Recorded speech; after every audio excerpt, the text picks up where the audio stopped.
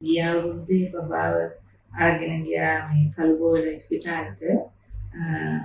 එතකොට තමයි මේ බබාට මෙහෙම තියෙනවා කියලා කිව්වා මේ පපුවේ සිදුරක්.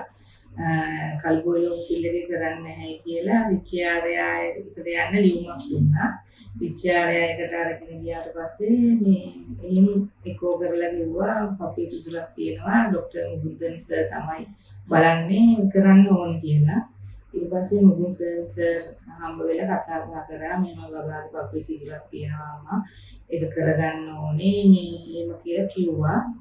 ඊට පස්සේ තමයි සුරක්ෂා එකේ හරහා මේ තිල්න සර් තමයි සුරක්ෂා එකේ තිල්න සර් තමයි කතා කරලා මෙහෙම මේ අම්මා මාෂි බබා කියන්නේ ඔයාගේ දුවද මෙහෙම මේ සර්ජරි එකක් කරන්න මුගුන් සර් මට පණිවිඩය දුන්නා.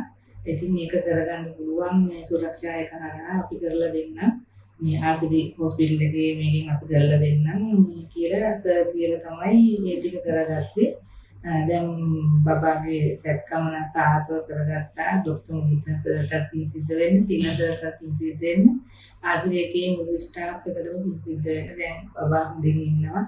පුෂ්පමිසු ගොඩාක් උදව් කරා එක්කන් එන්න කියලා ඒවා දැනුවත් කරා. බුද්ධ සර් තමා සර්ජරි එක කරේ. දැන් බබා හොඳින් ඉන්නවා.